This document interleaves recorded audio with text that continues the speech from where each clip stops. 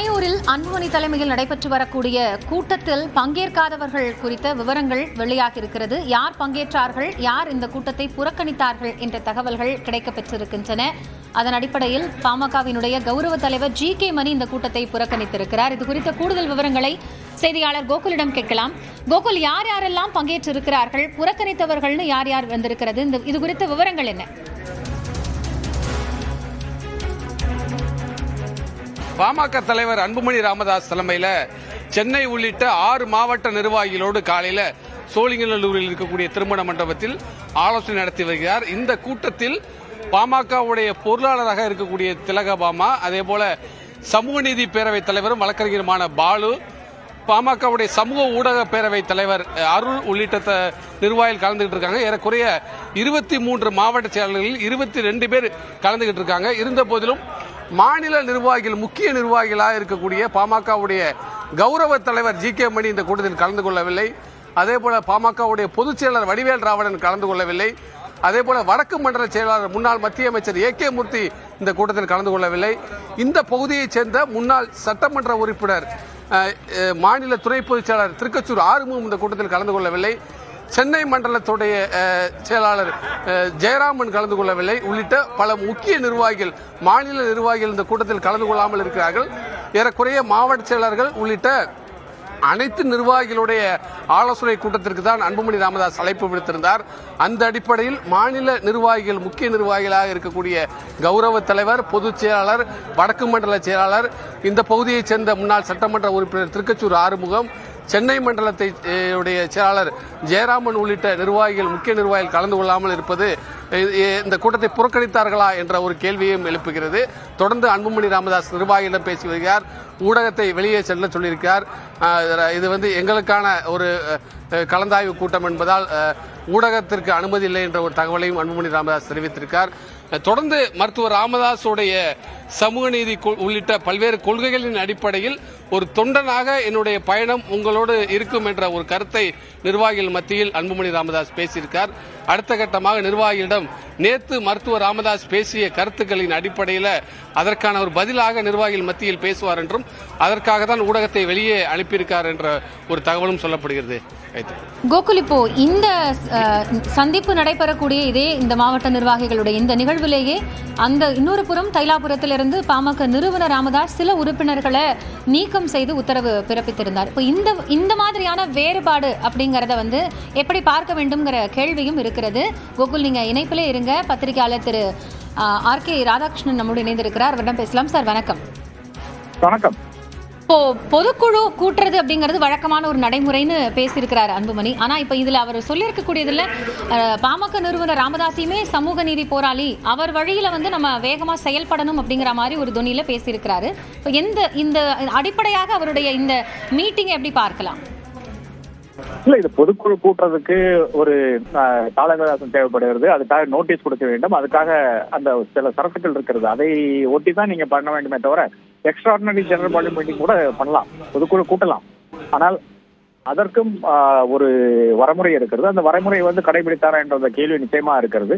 அந்த வரைமுறை கடைபிடிக்கவில்லை என்றால் நிச்சயமாக அவர்களுக்கு அனைவருக்கு எதிராக ஆக்ஷன் எடுக்க முடியும் என்றுதான் எனக்கு தெரிஞ்ச பாமகவுடைய கான்ஸ்டிடியூஷன்ல இருக்கிறது.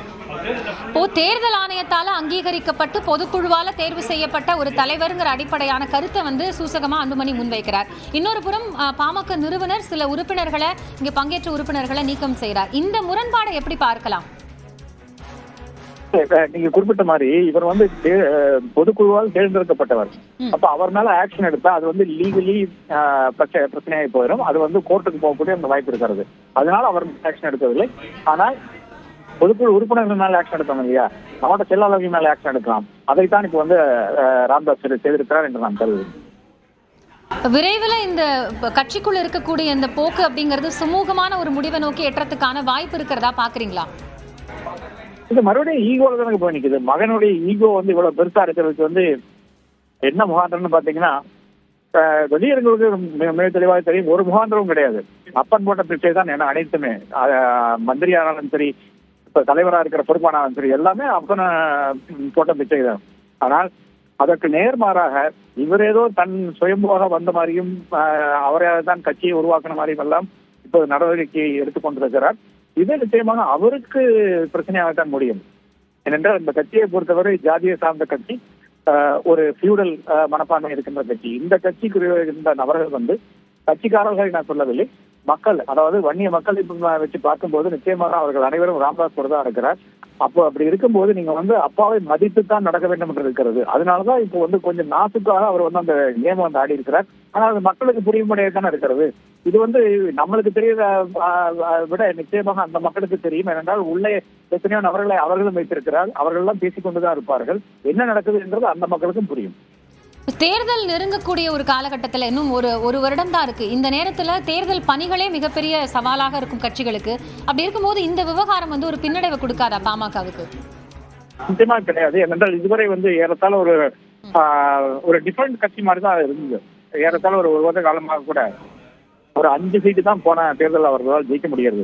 அப்ப அது என்னை பொறுத்தவரை பாமக ஒரு தொய்வாகத்தான் இருக்கிறது. இப்ப வந்து இந்த கட்சி வந்து ஒரு பிரச்சனைக்கு கூடிய ஒரு இடத்துல இருக்கிறது என்ற அந்த அது மக்களுக்கு விளங்கும் போது, வன்னிய மக்களுக்கு விளங்கும் போது அவர்கள் இன்னும் கொஞ்சம் இன்ட்ரெஸ்ட் எடுத்து இந்த கட்சியை வந்து ப்ரிசர்வ் பண்ண வேண்டும் என்று நினைப்பார்கள்.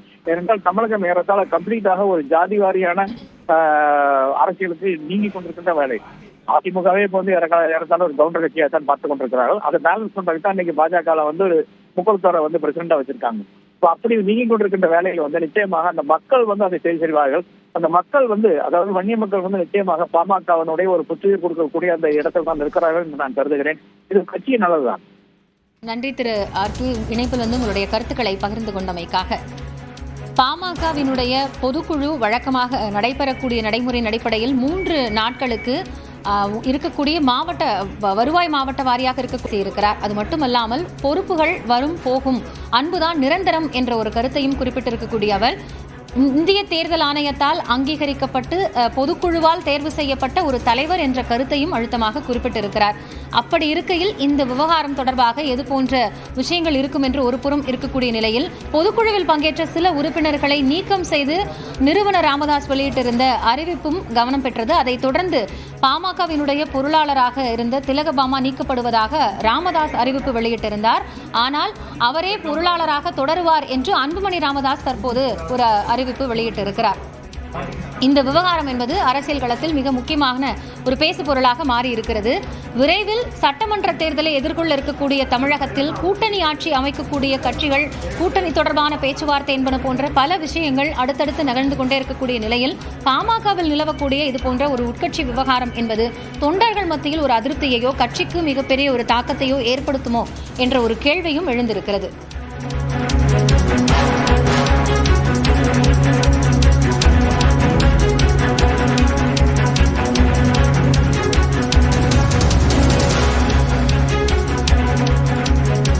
தொடர்ந்து கூடுதல் தகவல்களை செய்தியாளர் கோகுலிடம் கேட்கலாம். கோகுல், இப்போ இந்த விவகாரத்தை பொறுத்த மட்டும் அன்புமணியினுடைய செயல்பாடு அப்படிங்கிறது கட்சி ரீதியாக தன்னுடைய பொறுப்பை வந்து பலப்படுத்திக்கணும் அப்படிங்கிற அடிப்படையிலையா, அல்லது இந்த நீக்கம் அதற்கு பிறகு வரக்கூடிய சேர்க்கை அறிவிப்பு அப்படிங்கிறது இருக்கக்கூடிய அந்த கான்ட்ரவர்சி இன்னும் கொஞ்சம் பெருசாக்குமா? கோகுல், நீங்க இணைப்பில் இருங்க, நம்ம தொடர்ந்து பேசலாம். முன்பாக பத்திரிகையாளர் திரு அரவிந்த் குணசேகரன் இணைகிறார், அவரிடம் பேசலாம். வணக்கம் திரு அரவிந்த். இப்போ அன்புமணியினுடைய இந்த சந்திப்பு அப்படிங்கறத தாண்டி அவர் குறிப்பிட்டு பேசக்கூடிய விஷயங்கள், அங்கீகரிக்கப்பட்ட தேர்தல் ஆணையத்தால் தேர்வு செய்யப்பட்டு பொதுக்குழுவால் ஏற்றுக்கொள்ளப்பட்ட ஒரு தலைவர்ங்கிறதை மறைமுகமாக சொல்கிறார். இப்போ இருக்கக்கூடிய சூழல்ல அன்புமணியினுடைய செயல்பாடு அப்படிங்கிறது தொண்டர்கள் மத்தியில என்ன தாக்கத்தை ஏற்படுத்தும்? எப்படி பார்க்கறீங்க இந்த பதிலுக்கு பதில் நடவடிக்கையை?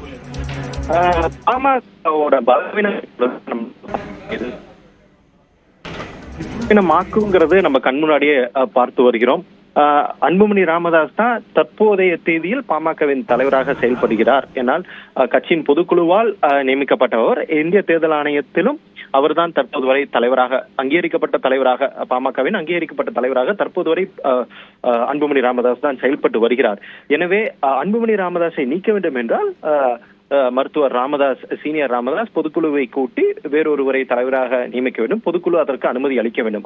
அப்போதுதான் புதிதாக ஒருவரை தலைவராக நியமிக்க முடியும். எனவே தற்போது வரை அன்புமணி ராமதாஸையே தலைவராக நீடித்து வருகிறார். எனவே அவர் நியமித்த ஆட்கள் தான், பொருளாளராக திலகபாமா அவர் நியமித்த ஆட்கள் தான். எனவே அவர்தான் தொடர்ந்து செயல்படுவார். ஆனால் தற்போது சீனியர் ராமதாஸ், மூத்த ராமதாஸ் மருத்துவர் ராமதாஸ் இந்த கட்சியை கைப்பற்ற வேண்டும் அல்லது அன்புமணியை நீக்க வேண்டும் என்றால் ஒரே வழி என்னவென்றால் பொதுக்குழுவை கூட்டிதான் அதனை செயல்படுத்த வேண்டுமே தவிர இந்த அறிக்கை அன்புமணி ராமதாஸோ மருத்துவர் ராமதாஸ் தற்போது வெளியிடும் எந்த அறிக்கைக்கும் எந்த ஒரு லீகல் சாங்டிட்டி கிடையாது. அன்புமணி ராமதாஸ் தலைவராக செயல்படும் பட்சத்தில் அவரை பொதுக்குழுவால் தான் நீக்க முடியுமே தவிர ராமதாஸின் அறிக்கையால் எதுவும் பண்ண முடியாது. ஆனால் இந்த பொதுவெளியில் தற்போது நடைபெற்று வரும் இந்த சண்டையானது இதற்கு பின்னால் ஏதேனும் ஒரு காரணம் இருக்கும். வீட்டில் துவங்கிய சண்டை தற்போது பொதுவெளியில் நடந்து வருகிறது. இதனை தான் பாமக நிர்வாகிகள் பலரும் தங்களுடைய வருத்தத்தை தெரிவித்து வருகிறார்கள். ஏனென்றால் தேர்தலுக்கு இன்னும் ஒரு ஆண்டு தான் இருக்கிறது. அதற்கு முன்பாக இந்த குடும்ப சண்டை தற்போது கட்சியை பலவீனமாக்குவதாக கட்சியின் நிர்வாகிகள் பலரும் தங்களுடைய வருத்தத்தை தெரிவித்து வருகிறார்கள். எனவே அன்புமணி ராமதாஸ் ஒன்று முழுமையாக கட்சியை தன் வசம் எடுத்துக்கொண்டு மருத்துவர் ராமதாஸை ஒதுக்கி வைக்க வேண்டும். இல்லை என்றால் ராமதாஸ் முழுமையாக கட்சியை கைப்பற்றி அன்புமணி ராமதாஸை ஒதுக்கி வைக்க வேண்டும். இந்த இருவரும் பொதுக்குழுவை கூட்டி இந்த நடவடிக்கை எடுக்காத பட்சத்தில் கட்சி மேலும் பலவீனமாகுவதை தான் நம்மால் பார்க்க முடியும். அந்த அடிப்படையில தான் இந்த 3 நாட்கள் நடைபெறக்கூடிய மாவட்ட வாரியான உறுப்பினர்கள் சந்திப்பு அப்படிங்கிறது தன்னுடைய பலத்தை அன்புமணி மீண்டும் உறுதிப்படுத்திக்கிறதுக்கான ஒரு கூட்டமாக பார்க்கலாமா? அன்புமணி பொறுத்தவரை தற்போதுக்கு அன்புமணி எதையுமே செய்து காட்ட வேண்டிய அவசியம் கிடையாது. ஏன்னா அன்புமணி கையில தான் கட்சி இருக்கு. ஏன்னா அவர் தான் தலைவராக நியமிக்கப்பட்டிருக்கார். எனவே அன்புமணி தன் கையில் தான் கட்சி இருக்குன்னு அன்புமணி காட்ட வேண்டிய அவசியம் இல்லை. பட் நீங்க சொன்ன மாதிரி அன்புமணி தற்போது மாவட்ட தலைவர்களை மாவட்ட நிர்வாகிகளை சந்தித்து வருவது கன்சால்டேட் பண்றாரு. தன் கையில கட்சி இருந்தாலும் நிர்வாகிகள் தன்னை விட்டு சென்று விடக்கூடாது, நிர்வாகிகள் முழுமையாக தன் வசம் தான் இருக்க வேண்டும் என்பதனை உறுதிப்படுத்துவதற்காக தான் அன்புமணி ராமதாஸ் மாவட்ட அளவிலான நிர்வாகிகளை சந்தித்து வருகிறார். மருத்துவர் ராமதாஸ் இதற்கு முன்பாக மாவட்ட செயலாளர்களை கூட்டத்தை கூட்டிய போது வெறும் 8 மாவட்ட செயலாளர்கள் மட்டுமே சென்றிருந்தார்கள். எனவே அப்போதே தெரிந்துவிட்டது அன்புமணி ராமதாஸ் கையில் தான் கட்சி இருக்கிறது என்பது. எனவே இதற்கு முன்பாக அதிமுகவில் நாம் நடந்த பிரச்சனையை பார்த்திருக்கிறோம். தேசிய அளவில் பல கட்சிகளில் நாம் பிரச்சனையை பார்த்திருக்கிறோம். ஆனால் அந்த அனைத்து பிரச்சனைக்கும் வெளியிலிருந்து ஏதாவது ஒரு கட்சியின் ஈடுபாடு இருந்திருக்கிறது. ஆனால் சமீபத்தில் இந்திய அரசியலில் இது போன்ற ஒரு கட்சியில் பிளவு ஏற்பட்டிருப்பது முழுமையாக உட்கட்சி பிரச்சனையின் காரணமாக மட்டுமே, அதுவும் ஒரு குடும்ப பிரச்சனையின் காரணமாக மட்டுமே ஒரு கட்சி இது போன்ற ஒரு சிக்கலை சந்தித்திருப்பது சமீபத்தில் நாம் பார்க்கக்கூடிய ஒரே கட்சி பாமகவாகத்தான் இருக்கிறது. ஒரு குடும்ப பிரச்சனை அரசியல் கட்சியை பாதிக்கிறது. தேர்தல் நெருங்கக்கூடிய வேலை அப்படிங்கிறதுனால எந்த கட்சியினுடைய கூட்டணி எப்படி இருக்கும் அப்படிங்கிற கணக்கெல்லாம் நிறைய தொடங்கி இருக்கும். இந்த மாதிரி ஒரு சூழல்ல பாமகவினுடைய இப்போ ஏற்பட்டிருக்கிற இந்த பின்னடைவு அப்படிங்கிறது தேர்தலோட ஒரு தாக்கத்துல எதிரொலிக்குமா? பாமகவோட மிகப்பெரிய சரிவை பாமக சந்தித்து வருகிறார்கள். எனவே பாமகவுக்குன்னு வன்னியர் கட்சியாக பாமக தன்னை அடையாளப்படுத்தி கொண்டு தொடர்ந்து அந்த சமூகத்தை மட்டுமே முன்வைத்து அரசியலை நடத்தி வந்தாலும் சமீப காலமாக அந்த சமூகத்தின் சார்பிலும் அந்த கட்சிக்கு சரிவை தான் நாம் பார்த்து வருகிறோம். எனவே இந்த குடும்ப சண்டை தற்போது மருத்துவர் ராமதாஸ் மற்றும் அன்புமணி ராமதாஸ் இருவருக்குமான சண்டை மேலும் இந்த கட்சியை பலவீனப்படுத்தும். எனவே கூட்டணிக்குன்னு இந்த கட்சி தற்போது பாஜக கூட்டணியில் தான் இருக்கிறார்கள். அதே கூட்டணியில் தான் தொடர் இருக்கிறார்கள். அந்த கூட்டணி விட்டு வெளிவருவதற்கான வாய்ப்பில்லை. அன்புமணி ராமதாஸ்க்கு எதிராக 2 சிபிஐ வழக்கில் இருக்கிறது. எனவே அந்த கூட்டணி விட்டு அன்புமணி ராமதாஸ் வெளிவருவதற்கான வாய்ப்பே கிடையாது. எனவே ஆனால் இது போன்ற ஒரு சண்டை அப்பா மகனுக்கு இருவருக்குமான இந்த சண்டையானது இந்த கட்சிக்கான அந்த ஒரு பார்கெனிங் பவர், எங்களுக்கு இத்தனை சீட்டு வேண்டும் என்ற ஒரு பார்கெனிங் பவரை மேலும் இந்த கட்சிக்கு குறைக்கும். எனவே இந்த கட்சி மேலும் மேலும் பலவீனப்படுத்துவதற்காக தான் இந்த சண்டையை வழிவகுக்கும். தன் மீது வைக்கப்பட்டிருக்கக்கூடிய குற்றச்சாட்டுகளுக்கு இந்த சந்திப்புல அன்புமணி பதில் சொல்வார் அப்படிங்கிற ஒரு எதிர்பார்ப்பு இருந்தது. ஆனா அவர் எந்த விமர்சனத்தையும் முன்வைக்காம மருத்துவர் ராமதாஸை ஒரு சமூக போராளி, அவர் சொன்ன அந்த கொள்கை அடிப்படையில வேகமா செயல்படணும் அப்படின்னு குறிப்பிடுறது என்ன மாதிரியான ஒரு அணுகுமுறை? இந்த கட்சி உருவாக்கியது மருத்துவர் ராமதாஸ். இந்த கட்சி நிறுவனர் அவர் தான். இந்த கட்சி இந்த அளவு கொண்டு வந்த மருத்துவர் ராமதாஸ் தான். எனவே அவரை உதாசீனப்படுத்தி இந்த அரசியலை அன்புமணி ராமதாஸால் செய்ய முடியாது. எனவே அன்புமணி ராமதாஸ் ரொம்ப கேர்ஃபுல்லா ஹேண்டில் பண்றாரு. என்னன்னா ராமதாஸோட முழுமையான ஆலோசனையின் படிதான், அவர் கைடன்ஸ்ல தான் அறிவுரைப்படி ஆலோசனைப்படி அவரோட கொள்கை கோட்பாட்டின் படிதான் என் தலைமையிலான பாமக செயல்படும். தலைமை என்னுடையது, ஆனால் வழி மருத்துவர் ராமதாஸ் போட்ட வழியில் என்னுடைய தலைமையில் இந்த கட்சி செயல்பட போகிறது என்பதை தான் அவர் மீண்டும் மீண்டும் நிலைநிறுத்தி வருகிறார். எனவே ராமதாஸை போன்று அன்புமணி ராமதாஸ் எந்த இடத்திலும் ராமதாஸை உதாசீனப்படுத்தி அரசியல் செய்ய முடியாது. அது அவருக்கும் தெரியும். எனவேதான் அது ரொம்ப கேர்ஃபுல்லா அவர் கையாளுறாரு. எனவே அன்புமணி ராமதாஸை பொறுத்தவரை அவர் தொடர்ந்து இதே தான் பண்ண போறார். ராமதாஸை எந்த இடத்திலும் அவர் உதாசீனப்படுத்த முடியாது, உதாசீனப்படுத்தவும் மாட்டார். ஆனால் கட்சியை தன் வசப்படுத்துவதற்கு ராமதாஸோட முகத்தை பயன்படுத்தி கட்சியை தன் வசப்படுத்த பார்க்கிறார். ஆனால் மருத்துவர் ராமதாஸ் இல்லை, அன்புமணி கையில் இந்த கட்சி போனா இந்த கட்சி வளர்ச்சி பாதையில் செல்லாது, அன்புமணியினால் இந்த கட்சி வீழ்ச்சி அடையும் என மருத்துவர் ராமதாஸ் தொடர்ந்து சொல்லி வந்தாலும் மாவட்ட நிர்வாகிகள், மாநில நிர்வாகிகள் பெரும்பான்மையானோர் அன்புமணி பக்கம் இருப்பதால் இதனால் எந்த ஒரு பாதிப்பும் அன்புமணிக்கு ஏற்பட போவதில்லை. அன்புமணி மிகவும் சாமர்த்தியமாகவே தன்னோட காய்களை நகர்த்தி வருகிறார். நன்றி திரு அரவிந்த் குணசேகரன். இணைப்பில் வந்து உங்களுடைய கருத்துக்களை பகிர்ந்து கொண்டமைக்காக. பனையூரில் பாமக தலைவர் அன்புமணி ராமதாஸ் தலைமையில் நடைபெற்று வரக்கூடிய மாவட்ட நிர்வாகிகளினுடைய ஆலோசனை கூட்டம் என்பதில் பல்வேறு விஷயங்களை அன்புமணி ராமதாஸ் குறிப்பிட்டு பேசியிருக்கிறார். ஒருபுறம் இந்த கூட்டத்தில் பங்கேற்றிருந்தவர்களை தைலாபுரத்தில் இருந்து பாமக நிறுவனர் ராமதாஸ் நீக்கம் செய்து அறிவிப்பு வெளியிட்டிருந்தார்.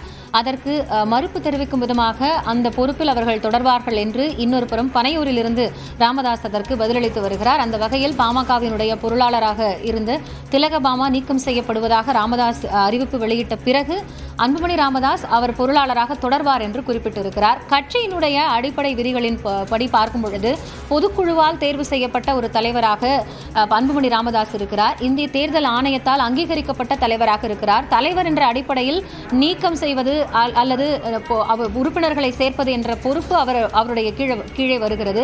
ஒருவேளை பொதுக்குழுவை கூட்டி அந்த பொதுக்குழுவினுடைய ஆதரவு மருத்துவர் ராமதாஸிற்கு இருக்கக்கூடிய பட்சத்தில் அன்புமணி மீதோ அல்லது பிற உறுப்பினர்கள் மீதோ நடவடிக்கை எடுக்க முடியும். இருப்பினும் தற்போதைய சூழலில் தலைவர் என்ற பொறுப்பில் அன்புமணிக்கு அதிகாரம் இருப்பதால் அவர் நீக்கம் செய்த உத்தரவுகளை அவர் தற்போது மறு நீக்கம் செய்து உத்தரவு பிறப்பித்து வருகிறார். இந்த விவகாரம் என்பதும் மீண்டும் பாமகவில் இருக்கக்கூடிய அந்த தந்தை மகன் மோதலை மேலும் மேலும் முற்றுகிறதா என்ற ஒரு கேள்வியை எழுப்புகிறது. இருந்த போதிலும் ராமதாஸ் வழியில் ராமதாஸ் தொடங்கிய கட்சியில் தன்னுடைய தலைமையில் இனி பாட்டாளி மக்கள் கட்சி செயல்படும் என்ற ஒரு கருத்தை வலுவோடு சொல்லும் விதமாக அன்புமணியினுடைய செயல்பாடுகள் இருப்பதையும் பார்க்க முடிகிறது. இந்த நிலையில் இந்த ஆலோசனை கூட்டத்தில் அன்புமணி பேசிய காட்சிகளை மீண்டும் ஒரு முறை பார்க்கலாம். பாட்டாளி மக்கள் கட்சியின் புதிய உறுப்பினர்கள் சேர்க்கை மற்றும் இருக்கின்ற உறுப்பினர்களுடைய புதுப்பித்தல் சம்பந்தமாக இங்கே 5 மாவட்டத்தின் செயலாளர்கள், தலைவர்கள் மற்றும் ஒன்றிய, பேரூர், நகர நிர்வாகிகள் இங்கே கூடியிருக்கின்றோம். இது ஒவ்வொரு முறை 3 ஆண்டுகளுக்கு ஒரு முறை நடைபெறுகின்ற நிகழ்வு. இதை நீங்கள் எல்லோரும் வேகமாக இந்த வேலைகளை செய்ய வேண்டும், விரைவில் முடிக்க வேண்டும்.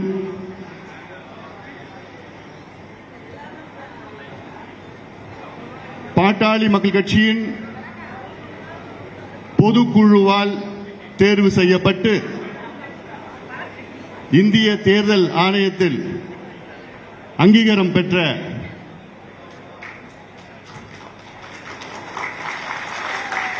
அது நான் சொல்ல மாட்டேன், நாமும் தான் சொல்லுவோம்.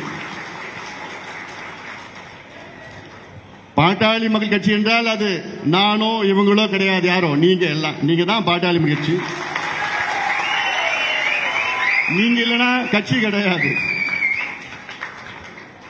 இதுல ஏன் சொத்தோ இல்லாட்டி பாலு சொத்தோ என்டிஎஸ் சொத்தோ யார் சொத்தும் கிடையாது. இது நீங்க தான் பொதுக்குழுவில் முறையாக நீங்க தான் என்ன தேர்வு பண்ணீங்க.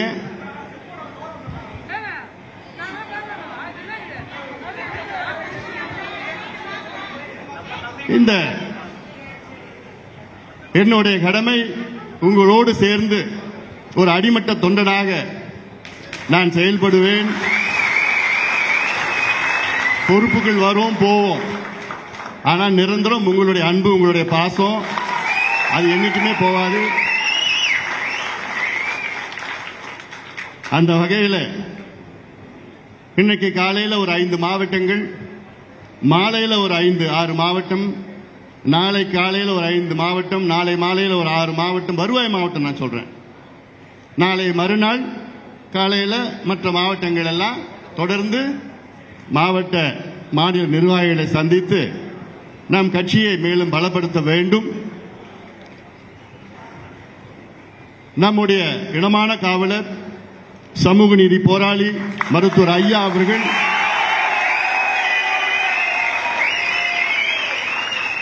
நம் கட்சியை தொடங்கியிருக்கின்றார். தொடக்கத்தில் அவருடைய கொள்கைகள், வழிகாட்டுதல் சமூக நீதி, சமத்துவம், சனநாயகம், அதை நாம் மனதில் நிறுத்தி அந்த கொள்கைகளை நடைமுறைப்படுத்த நாம் களத்தில் வேகமாக இறங்குவோம்.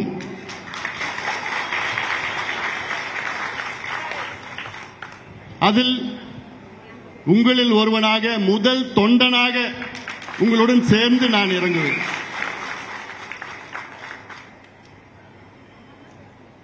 நம் கட்சியை போன்று தமிழ்நாட்டில் வேற எந்த கட்சியும் கிடையாது. அவ்வளோ கொள்கைகள், கோட்பாடுகள், செயல் திட்டங்கள். தமிழ்நாட்டின் வளர்ச்சி தான் நம்முடைய இலக்கு.